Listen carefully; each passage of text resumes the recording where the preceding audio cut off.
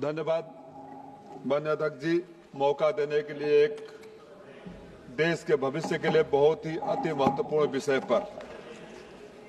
और जब मैं बोलने के लिए खड़ा हुआ हूं तो बहुत पीड़ा के साथ खड़ा हुआ हूं। ये सरकार हर बात पर कागज मांगती है, हर बात पर सबूत मांगती है। माननीय अध्यक्ष जी, सुबह राष्ट्रीय अध्यक्ष जी दिखा रहे थे, शायद मंत्री जी लोग उठकर चले गए, देख नहीं पाते सच को। ये 664 पेज का 15,000 वोट काट दिए गए हैं एसआईआर शुरू होने से 1 महीना पहले ही। ये एक एक पन्ना चीख चीख कर बता रहा है कि लोकतंत्र का किस तरह गला घोटा जा रहा है, किस तरह से चीरहरण हो रहा है। इस पर लिखा है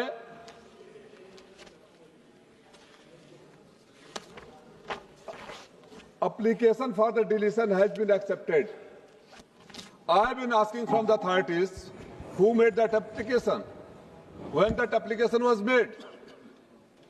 कोई जवाब नहीं आया। मैं जिले के अधिकारी को लिखा, मैंने चुनाव आयोग को लिखा, मेरे घर से 5वां मकान है, मुख्य चुनाव आयुक्त का कार्यालय है, चुनाव आयोग का हेडक्वार्टर है। मैंने पत्र लिखा कि मेरे पास सबूत है, मैंने जिलाधिकारी को दिया है। आपसे समय चाहता हूं। चुनाव आयोग के पास समय नहीं मिला। 5 दिन बाद जब मेरे राष्ट्रीय अध्यक्ष जी ने यहां उठा, पार्लियामेंट के कैंपस में उठाया, पत्रकारों से बात हुई, प्रेस कॉन्फ्रेंस में कहा, तो मुझे एक पत्र आता है कि अगले दिन 3 बजे लखनऊ सीईओ ऑफिस में आ जाइए। ये लोकतंत्र का रक्षा करने वाली संस्था मुझे कहती है, एक सांसद को, कि पार्लियामेंट सेशन छोड़कर यहां नहीं लखनऊ जाओ। ये कौन सा डर है? जानते हैं क्यों? क्योंकि उनको भी पता था जवाब नहीं है। कहते हैं कि ढूंढोगे तो हर मोड़ पर मिल जाएगी लाशें, खोजने से कातिल का निशान नहीं मिलेगा। अध्यक्ष जी, अगर बात इतनी सी होती तो समझ में आती, जवाब कहां से देंगे?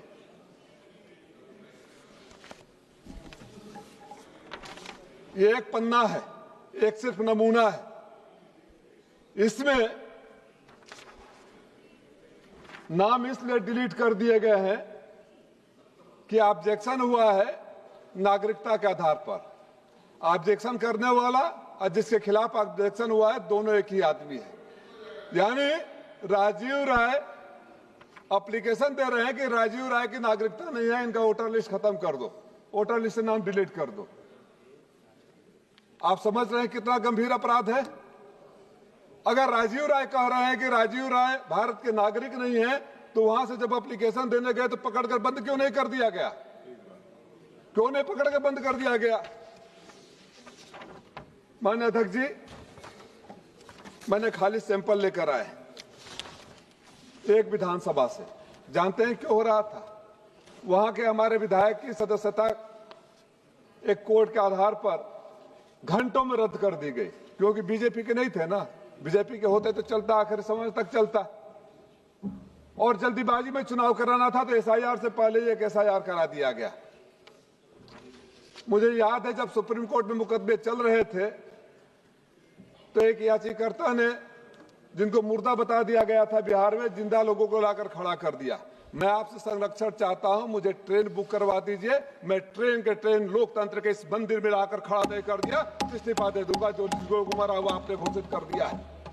ये लोकतंत्र का चिरहरण हो रहा है, मजाक हो रहा है। और बड़ी बड़ी बातें की जाती है। माननीय अध्यक्ष जी, चुनाव होते हैं, चुनाव से पहले बड़ी बड़ी बातें की जाती है। चुनाव खत्म, उन बातों को खत्म कर दिया जाता है। एक और समस्या आ रही है, आप भी अपने इलाके में झेल रहे होंगे। 2003 यहां विद्वान लोग बैठे हैं, हमारे नेता भी यहां बैठे, हम गए थे यूनाइटेड नेशन में, तो वकील भी है। चुनाव आयोग का क्या काम है? आप हमेशा घुसपैठियों की बात करते हो, फर्जी मतदाताओं की बात करते हो, लेकर आओ, हम लाठी लेकर आपके साथ खड़ा है उनको भगाने के लिए। चुनाव आयोग का काम है हिंदुस्तान के हर वैध नागरिक को वोट देने का अधिकार होना चाहिए। वो सिंपल सा फार्मूला होता है कि अगर आपका नाम पिछले वोटर आईडी में है तो आप दिखाइए, आप हैं वहां उपस्थित है, आप वोट डालिए। नहीं है तो सबूत दिखाइए कि आप जिंदा हैं, यहीं रहते हैं और भारत के नागरिक है, आपका वोटर लिस्ट में नाम पड़ेगा। अगर आपका नाम 2 जगह है तो आप कटवा लीजिए, नहीं तो आपके ऊपर मुकदमा होगा। खैर वो मुकदमा किसी और के ऊपर हुआ। भाजपा के बड़े बड़े नेता दिल्ली के चुनाव के बाद उंगली दिखाते हैं, देखो देखो मैंने दिल्ली में वोट दे दिया, लोकतंत्र की रक्षा कर दिया। बिहार चुनाव होता है, बिहार में जाकर वोट दिखाते हैं, उंगली दिखाते हैं, देखो देखो मैंने बिहार में लोकतंत्र का रक्षा कर दिया। और टीवी चैनलों पर बैठकर ज्ञान भी देते हैं, उनके लिए नहीं है। अगर मनसा साफ है तो छोटी सी बात है, 2003 का क्यों? किसी की शादी हुई है 2003 में, उसका नाम नहीं होगा, माँ बाप कहीं रहते होंगे, माँ बाप जिंदा है नहीं जिंदा है, कहीं चले गए। अब वो 2003 का लेकर आए। 2003 में एसआईआर हुआ था तो कौन सा आपने बैक डेट का मांगा था? इतना कॉम्प्लिकेशन क्यों? आपके यहां भी हो रहा होगा।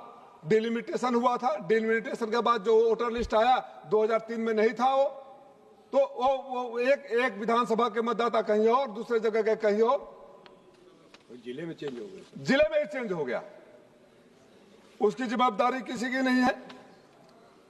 हमारे नेता आदरणीय लालजी बदमाश को बताया आपको, रामपुर में 2 लोग के भाई बेटे दुबई में रहते हैं तो उनके ऊपर एफआईआर हो गया।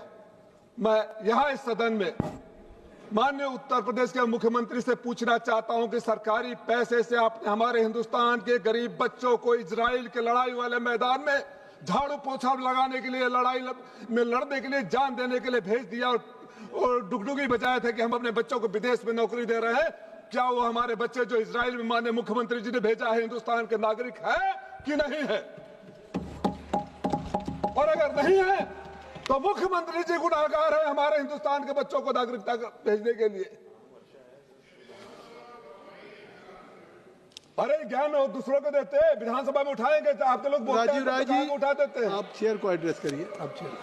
आप चेयर को अरे मैं नागरिकता का इन लोगों को ज्ञान दे दीजिए। इनका बुद्धि खुलता है जब कोई और बोलता है, तो जब जवाब नहीं होता है ना, की बात को जवाब नहीं होता है तो ज्ञान खुलता है। आप अपनी बात अध्यक्ष जी, हिंदुस्तान के 3.5 करोड़ लोग देश से बाहर रह रहे हैं। हम लोग गए थे ऑपरेशन सिंदूर में भी, जब गए थे डेलीगेशन में, तो हर जगह हमें इंडियन डायस्पोरा से बात करने के लिए मौका दिया गया, माहौल बनाने के लिए दिया गया। संयुक्त राष्ट्र संघ यूएनजीए में भी गए तो वहां भी मिले। मैं तो आपसे जानना चाहता हूं, आप हमारे वरिष्ठ भी हैं, हमारे नेता भी है और इस समय चेयर पर भी बैठे हैं। आप बताइए, जो हिंदुस्तान से बाहर रहकर देश की अर्थव्यवस्था में योगदान करते हैं, हर साल आते हैं, वो देश के नागरिक हैं कि नहीं है? उनको वोट देने का अधिकार होगा या नहीं होगा? अगर रामपुर के 2 बच्चों का नहीं है तो आप यहां से घोषणा करिए कि 3.5 करोड़ लोग जिनको लेकर जाकर प्रधानमंत्री जब बाहर जाते हैं तो मोदी के नारे लगवाते हैं, हिंदुस्तान के नागरिक नहीं है, उनको वोट देने का अधिकार नहीं है। इस बात का भी फैसला हो जाना चाहिए। लोकतंत्र के नाम पर चिरहरण होता रहे, लोकतंत्र के मंदिर में लोकतंत्र के पुजारी खामोश रहे, ये कैसे संभव है? चुनाव आयोग से अगर मैं लिखित रूप से देता हूं, आपका ये सांसद घर के बगल में रहता है, तो चुनाव आयोग को ज्ञानेश प्रसाद की ज्ञान देने में कौन सी कमी रह जाती है कि राजीव राय के सामने बता नहीं सकते या उनका अपमान हो जाएगा? सदन छोड़कर वहां जाने के लिए क्यों कहते हैं? आप लोग रिफ्यूजी की बात करते हैं, निशिकांत दुबे जी चले गए। मैं जब से इस सदन में आया हूं, हर बार घुसपैठिए का रोना रोते रहते हैं। हमारे यहाँ इतने मुसलमान थे, इतने हो गए, हमारे यहाँ उतने मुसलमान थे, उतने हो गए, हमारे यहाँ बांग्लादेशी आ गए। झारखंड का हुआ, झारखंड का हो गया एसआईआर, बिहार का एसआईआर हुआ, कहां गए घुसपैठ? कितने लोगों को उन्होंने पकड़ा? और अगर सरकार इतनी कमजोर है और कठोर शब्दों में कहूं तो मुझे कोई संकोच नहीं कि अगर सरकार इतनी निकम्मी है कि सदन में आकर रोना रोती रहती है कि हमारे घुसपैठी आ गए, तो ऐसे सरकार को वहां रहने का कोई अधिकार नहीं। आपने बिहार का, अध्यक्ष जी मैं दिन भर इंतजार किया, थोड़ा बोलने का मौका दीजिए।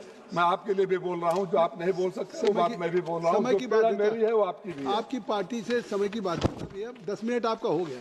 10 मिनट कैसे हुआ अरे अरे अध्यक्ष जी, हमारे सामने अरे थोड़ा अपने खोटे से टाइप दे दीजिए मुझे। 1 मिनट कर सबूतों को लेकर आया, ये नाम डिलीट कर दिए गए। मैं, मेरे ही परिवार के लोग जो दिन रात मेरे साथ रहते हैं, उनके नाम डिलीट कर देंगे। मैं आपसे जानना चाहता हूं कि लोकतंत्र के मंदिर में इस कुर्सी पर बैठे हैं, क्या सरकार को निर्देश देंगे कि इसकी जांच होनी चाहिए? और जिन अधिकारियों ने जिंदा लोगों को मरा घोषित कर दिया बिना पूछे बैठकर, और ये भी बता दीजिए कि जहां से डिलीट किया जाता है उसका ऑफिस दिल्ली के भाजपा आईटी सेल के पास है, या वो पासवर्ड जिले में और मुख्यमंत्री के ऑफिस में दे दिया जाता है कि बैठे बैठे application has been received and request has been accepted, your name has been deleted. जांच होगी कि नहीं होगी? जांच होगी या नहीं होगी? मैं ये जानना चाहता हूँ। राष्ट्रीय माननीय अध्यक्ष जी, कुछ और बातें हैं, कृपया संक्षिप्त करें, खत्म करिए। कुछ और हो गई, आपकी सारी बातें आ गई। अभी कहा सारी बात आगे, बात तो इतनी है कि घंटों कम पड़ जाएंगे, और चूंकि मैं आपकी पीड़ा भी बोल रहा हूँ इसमें थोड़ा सा और टाइम दीजिए। हमारी पीड़ा मत बोलिए आप अपनी। अरे बंद। श्री पीपी चौधरी जी, माननीय अध्यक्ष जी, मैं आपसे करता हूँ 1 मिनट कंक्लूड करिए। राष्ट्रीय अध्यक्ष जी ने जो सुझाव दिए, जो हमारे अन्य नेताओं ने सुझाव दिए, एलओपी ने जो सुझाव दिए, समय बचाने के लिए उन सुझावों से संबंध करते हुए एक मांग सदन के गृह मंत्री, इस सरकार में गृह मंत्री से करता हूं कि जब सदन में जवाब देने आए तो जो मैंने ये दिखाया है कि लोकतंत्र के चेहरे पर काली पोतती हुई एक काली काली लाइन, चौधरी जी इसका जवाब जरूर दें और उन अधिकारियों के खिलाफ कार्रवाई। श्री पीपी चौधरी जी। धन्यवाद सभापति महोदय, मुझे आपने बहुत ही महत्वपूर्ण